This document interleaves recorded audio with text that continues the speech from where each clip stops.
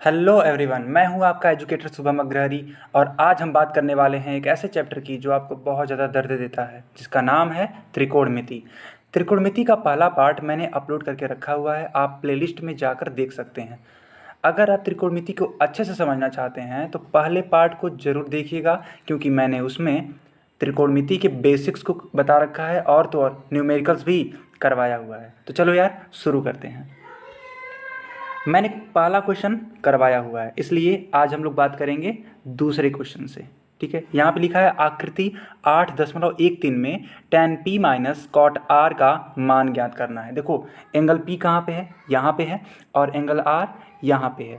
जो ये P R है, यानी कि कर्ण 13 सेंटीमीटर है और लंब 12 सेंटीमीटर है। चलो इसको हम लोग समझना स्टार्ट करते हैं। मैंने एक एक क्वेश्चन का सॉल्यूशन दिया हुआ है, प्लीज़ आप लोग अच्छे से समझिएगा, फोकस रह के समझिएगा, पूरा समझ में आएगा, ये मेरा वादा है।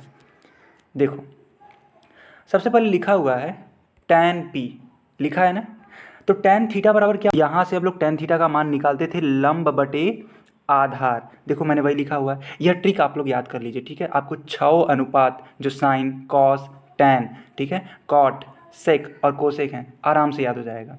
तो tan थीटा बराबर लंब बटे आधार, मैंने यहाँ से बता दिया। लंब कितना है? अच्छा एक बात बताओ, यहाँ पे ये p है ना, देखो p है, तो p के सम्मुख वाली भुजा क्या होती है? लंब होती है। मैं ये सब बता चुका हूँ पहले पार्ट में, ज़रूर देखना यार अगर आपने नहीं देखा है तो जो भी कोई कोण होता है उसके सामने वाली भुजा क्या होती है? लंब, जिसके बारे में पूछा गया, जिस कोण के बारे में। और उसके जो संलग्न, देखना, संलग्न यानी कि ये वाली भुजा, ये क्या होती है? आधार होती है। तो लंब आपका क्यू आर होगा और आधार क्या होगा? पी क्यू होगा। क्यों? क्योंकि ये एंगल कौन सा है? एंगल P है। अगर यह एंगल R होता है, मेरी बात को समझिएगा, अगर यह एंगल R होता तो एंगल R के सामने वाली भुजा कौन सी है? PQ है, तब यह लंब हो जाती और QR आधार हो जाता। समझ रहे हैं आप इस बात को? पहले लेक्चर को जरूर देखना, ठीक है, सारी चीज़ें क्लियर हैं उसमें। तो पाइथागोरस प्रमेय से, पाइथागोरस प्रमेय क्या होता है? कर्ण का स्क्वायर बराबर लंब का स्क्वायर प्लस आधार का स्क्वायर। यहाँ पे समझो, यहाँ पे कर्ण कितना है? तो आप कहोगे सर 13 है। ठीक है, लंब कितना है? तो लंब यार इस तरीके से, अगर पी की बात करी जाए, है ना, क्यू आर होगा। और आधार कितना है? तो वो कितना होगा? 12। मैंने यहाँ पे वैल्यू पुट कर दी है, सॉल्व किया हुआ है। देखो 13 का स्क्वायर इक्वल टू 12 का square plus Q R square. 13 का स्क्वायर होता है 169, 12 का स्क्वायर होता है 144 और क्यू आर का स्क्वायर ऐसे मैंने रखा हुआ है। जब इसको मैं इधर ले जाऊँगा, साइड चेंज करूँगा, तो क्या हो जाएगा? 169 में से 144 घट जाएगा और 25 आ जाएगा, यानी Q R square equals to 25। उस हिसाब से जो क्यू आर होगा वो कितना होगा? अरे रूट ले लेंगे ना हम लोग, इस 25 का रूट ले लेंगे, तो कितना आ जाएगा? 5 आ जाएगा। देखो क्यू आर कहाँ पे है, ध्यान से देखो, देखो ये चीज़ क्यू आर पता लग गई हम लोग को, 5। तो उस हिसाब से बताना ज़रा, tan p की वैल्यू कितनी होगी? तो आप कहोगे ये है लंब और ये है आधार, यानी कि 5/12। ठीक है, minus cot r, cot r है। अब कॉट आर यानी कि इसके रिस्पेक्ट, आर के रिस्पेक्ट में, तो आप कहोगे क्यू आर है, और क्यू आर की वैल्यू अभी को निकाला गया, वो कितना है? 5 बटे लंब, लंब कितना है? 12। अब देखो यही दोनों वैल्यू मैंने यहाँ पे पुट की है। देखो tan p की वैल्यू 5/12 है और काट r की वैल्यू भी 5/12, इसलिए क्या होगा? तो जब वैल्यू रखोगे आप तो कितना होगा बताओ? 0 हो जाएगा। क्यों? क्योंकि 5/12 से घट जाएगा 5/12। चलो अब क्वेश्चन नंबर 2 पे लिखा है, यदि साइन a बराबर 3/4 तो कॉस a और tan a का मान ज्ञात कीजिए। मतलब ये देखो, ये सब NCERT के क्वेश्चन हैं, मैं वो बताया हूँ। इस लेक्चर में आपको 5 क्वेश्चन बताए जाएंगे, ठीक है, 5वें तक का कवर हो जाएगा। तो साइन a की वैल्यू 3/4 दी गई है, आपको पता, तो यानी कि साइन थीटा बराबर क्या हो जाएगा? लंब बटे कर्ण। तो लंब का मान कितना है? 3 और कर्ण का मान कितना है? 4। देखो मैं यहाँ पे लिखा हुआ हूँ, 3 ये हो गया और ये 4 हो गया, यानी कि हमें आधार का मान नहीं मालूम है, तो आधार का मान हम लोग पाइथागोरस प्रमेय से निकाल सकते हैं। फार्मूला क्या है? वही वाला फार्मूला जो आपको बताया जा चुका है, कर्ण का स्क्वायर इक्वल्स टू लंब का स्क्वायर प्लस आधार का स्क्वायर। कर्ण का मान मैंने रखा हुआ है और लंब का मान भी रखा हुआ है, तो आधार हमें नहीं मालूम है, रख के देखो क्या होगा। 4 का स्क्वायर 16 होता है, 3 का स्क्वायर 9 होता है और ए बी स्क्वायर अननोन है। 16 में से 9 जाएगा, कितना होगा? तो आप कहोगे सर 7 होगा। यानी ए बी स्क्वायर की वैल्यू 7 आ गई, इसलिए ए बी की वैल्यू कितनी होगी, ए बी की वैल्यू √7 होगी, करड़ी में 7 होगी। अब समझना मेरी बात को, कॉस ए का मतलब फिर वही कहानी, बहुत इंपॉर्टेंट है यार, मैं तो कहूँगा एकदम अच्छे से फिंगर टिप्स पे आपको ये पता होना चाहिए, ठीक है। लाल बटे कक्का, यानी कि कॉस थीटा बराबर क्या हो जाएगा, आधार बटे कर्ण। आधार कितना है, ए बी है, और कर्ण कितना है, ए सी है। तो देखो मैंने ये मान रखा हुआ है, ए बी का मान अभी कुछ जस्ट आया है, कितना आया है, करड़ी में 7। देखो मैं ये रख दिया हूँ वैल्यू, यानी कि कॉस ए बराबर करड़ी में 7/4। और तो और क्या पूछा था उसने, tan ए पूछा है, देखो tan ए पूछा है, तो tan ए बराबर क्या होगा, तो आप कहोगे सर लंब बटे आधार होता, यानी कि tan ए की वैल्यू कितनी आ जाएगी, tan ए की वैल्यू आ जाएगी 3/करड़ी में 7। मैंने लिखा होगा, आप देखो देखो, कोई दिक्कत वाली बात, कोई भी दिक्कत वाली बात नहीं होगी अगर आप अच्छे से समझ रहे होंगे, ठीक है। लेक्चर के साथ बने रहिएगा, पूरा लेक्चर आपको कंप्लीट दिया जाएगा, ठीक है, समझ में भी आएगा।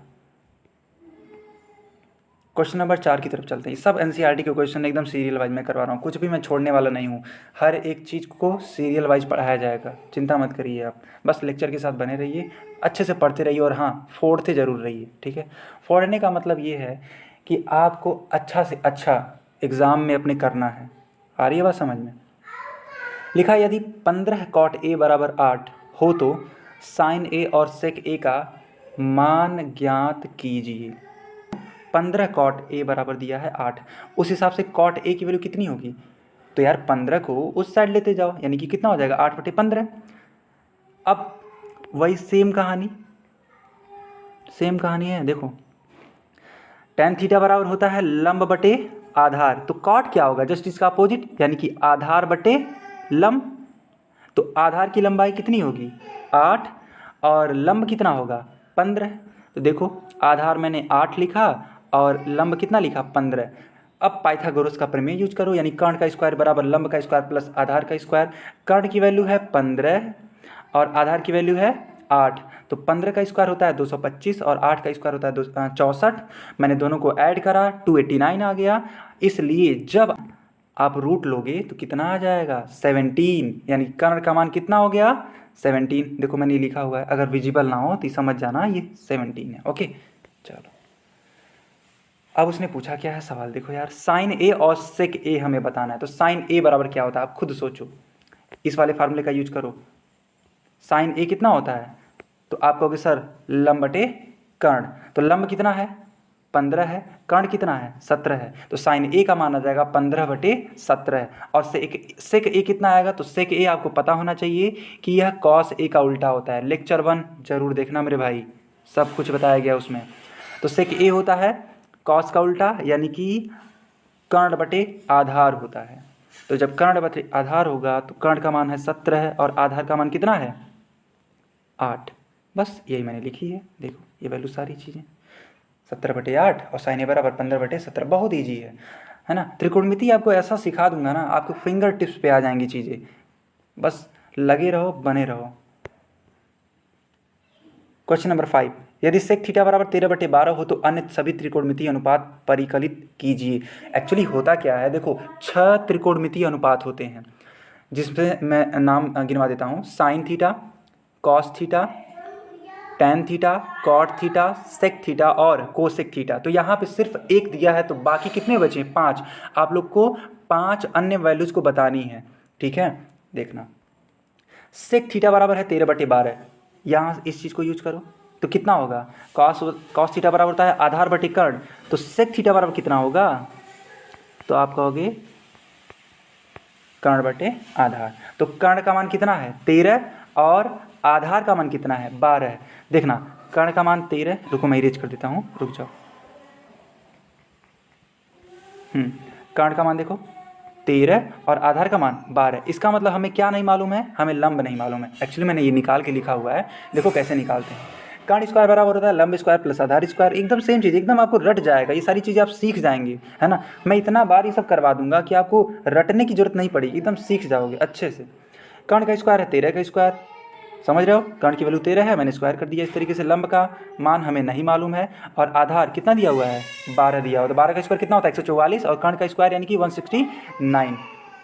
आगे बढ़ते हैं, देखो 169 इधर है और 144 इधर है, भेज दो उधर, यानी कि 169 में से 144 जाएगा, कितना आएगा? तो आप कहोगे सर 25 आएगा। अब BC कितना आएगा? देखो BC का स्क्वायर आया 25, तो BC कितना होगा? यानी कि √25, और √25 की वैल्यू कितनी होती है? 5 होती है। ठीक है, यानी कि जो आपका ये लंब था ये आपका निकल गया, वो कितना आया? 5 आया। तो अब बताओ शुरुआत कहाँ से करेंगे हम लोग? साइन थीटा से करेंगे। साइन थीटा बराबर क्या होता है? लंब बटे कर्ण। तो लंब का मान कितना है? 5। कर्ण का मान कितना है? 13। देखो इसको मैंने बहुत अच्छे वे में लिखा हुआ है, आप देखो यहाँ पे, देखो इस चीज़ को मैं एक चित्र बना देता हूँ यहीं पे ताकि आपको परेशानी ना हो, बार बार आपको पलटना नहीं पड़ेगा। तो ये है आपका 5, ये है 13 और ये है कितना? 12। ठीक, ये आपका थीटा मान लो यार। तो साइन थीटा बराबर लंब बटे कर्ण। कॉस थीटा बराबर क्या होता है? तो आप कहोगे सर आधार बटे कर्ण। आधार कितना है? 12 और कर्ण कितना है? 13। समझ में आ रही है बात? ठीक है। टेन थीटा बराबर क्या होता है? लंब बटे आधार। लंब बटे क्या होता है? आधार। तो लंब कितना है? 5 और आधार कितना है? 12। अब इनके जो रेसिप्रोकल्स हैं, यानी कि ये भी मैं सिखाया हूँ लेक्चर 1 में, साइन थीटा का reciprocal cosec theta, cos theta का क्या होता है? Sec theta. मैं जानबूझ के नहीं लिखा हूँ क्योंकि यार ये तो क्वेश्चन में दे रखा है ना, ये तो क्वेश्चन में ही दे रखा है, तो इसको निकालना है नहीं, अन्य 5 निकालने हैं।